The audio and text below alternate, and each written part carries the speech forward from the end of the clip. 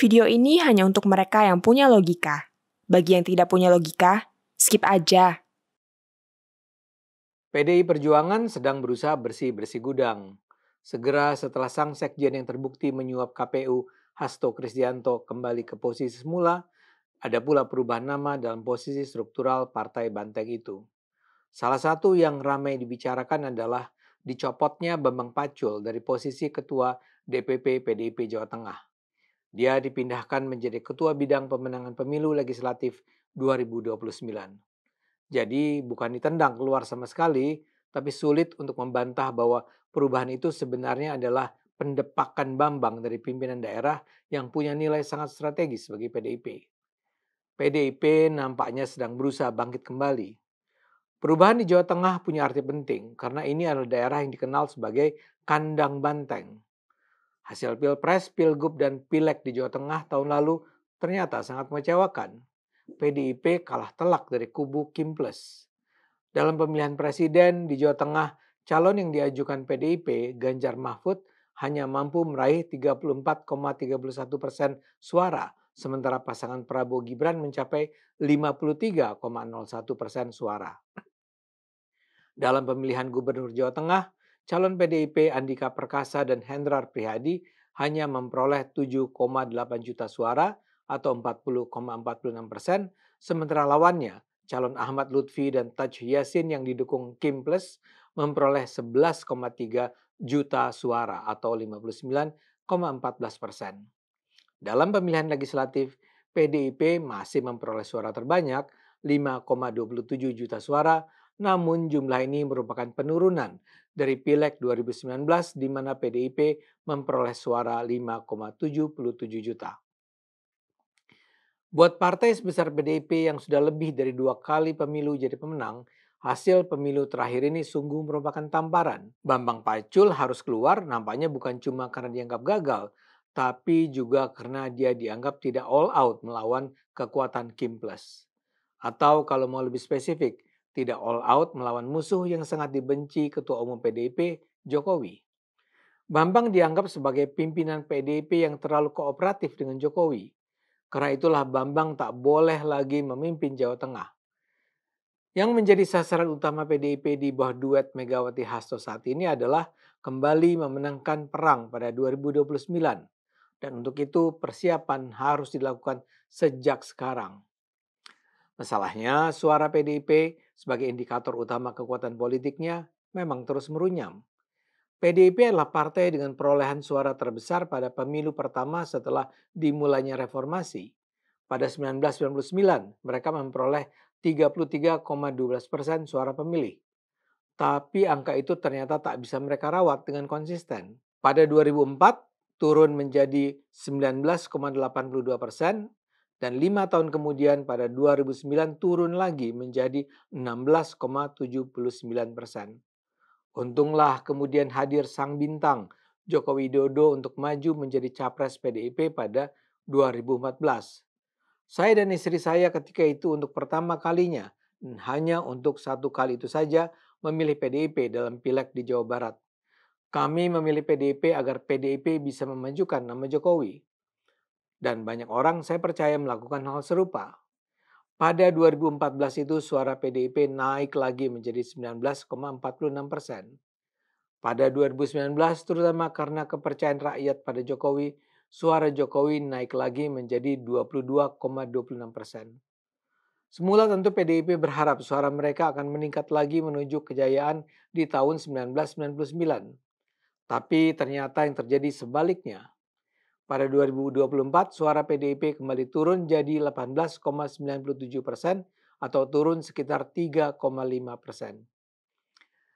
Survei dari Indikator pada Januari 2025 bahkan menunjukkan suara PDIP kalau Pileg dilakukan saat itu hanyalah 13,5%.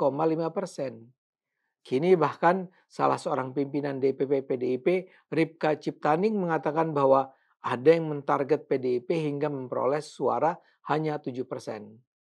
Ini adalah sebuah perkembangan yang sangat mengkhawatirkan bagi PDIP. Semula banyak pihak menduga akan terjadi perubahan dalam gaya politik PDIP. Perubahan itu diduga akan diawali dengan Kongres PDIP di Bali. Semula bahkan banyak yang mengira Hasto akan diganti. Selama ini kan Hasto memang sangat menentukan gaya berpolitik PDIP, yaitu konfrontatif, bertarung dengan hasil akhir, menang atau kalah, dan agresif. Dia itu sangat bergaya banteng, walau di sisi lain dia juga sering menangis. Tapi sebenarnya Hasto itu cuma salah satu faksi di dalam PDIP. Orang biasa mengenal sejumlah faksi di luar Hasto. Pertama adalah faksi Puan Maharani yang dianggap cenderung lebih kooperatif, moderat, bersedia mencari titik temu. Kemudian ada pula faksi putra Megawati yang lain, Muhammad Prananda.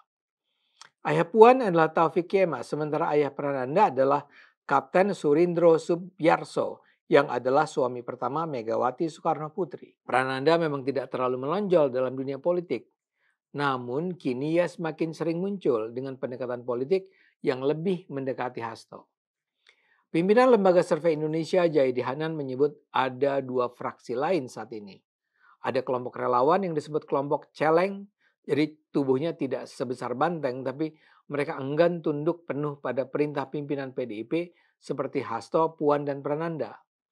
Dan yang terakhir yang juga masih kuat adalah faksi pendukung Jokowi dan jaringannya. Kalangan terakhir ini nampaknya adalah kalangan paling rentan. Selama 10 tahun Jokowi berkuasa sebagai presiden, mereka sangat loyal pada sang presiden. Ketika Jokowi dan keluarga secara berlahan disingkirkan Megawati, sebenarnya hati mereka masih tertambat pada Jokowi. Bila sekarang Jokowi akhirnya benar-benar masuk dan ikut memimpin PSI, walau bukan sebagai ketua umum, sangat mungkin mereka pun sebagian akan pindah ke PSI. Jadi dinamika di dalam tubuh PDIP saat ini sama sekali tidak sederhana. Saya tidak tahu apakah Megawati menyadari keragaman faksi itu. Tapi yang jelas, ia kini memilih untuk mempertahankan Hasto sebagai komandan perang. Influencer sekaligus mantan politisi senior dari PDIP, Zulfan Lindan mengatakan ada romantisme politik antara Megawati dan Hasto. Hasto adalah satu-satunya tokoh PDIP yang sudah menjadi sekjen selama 3 kali. Megawati nampaknya suka dengan gaya macho Hasto dalam berpolitik. Mungkin Megawati masih sering membayangkan gaya perlawanan Bung Karno di masa lalu. Tapi masalahnya, apakah pendekatan semacam itu memang serasi dengan kebutuhan di masa ini? Gaya konfrontatif PDIP sudah mengalami kekalahan telak ketika mereka menerapkannya untuk menghajar Jokowi. PDIP seperti tak sadar bahwa kenaikan suara mereka pada 2014 dan 2019 sangat disumbang oleh kehadiran Jokowi. Megawati secara terbuka meminggirkan Jokowi. Itu sebuah pilihan yang mengherankan. Jokowi adalah seorang pemimpin yang dicintai rakyat. Akibatnya ketika PDIP memperlakukan Jokowi sekedar sebagai petugas partai yang tak boleh bersuara dan berperan, rakyat memilih untuk membela Jokowi. Kekalahan PDIP, kekalahan Ganjar adalah contoh bahwa gaya konfrontatif PDIP melahirkan efek bumerang. Kini PDIP sebenarnya memperoleh peluang untuk kembali hadir secara berwibawa. Presiden Prabowo sudah secara jelas mengulurkan tangan persahabatan. Bayangkan, Presiden bahkan memberikan amnesti pada Hasto, walau karena itu Prabowo kehilangan sebagian kepercayaan masyarakat. Prabowo melakukannya dengan menyadari risiko itu. Tapi itu dia lakukan demi mencapai hubungan harmonis dengan PDIP. Saat ini PDIP seolah menjawab uluran tangan Prabowo dengan pahit. Megawati tidak bersedia hadir dalam acara sidang tahunan MPR.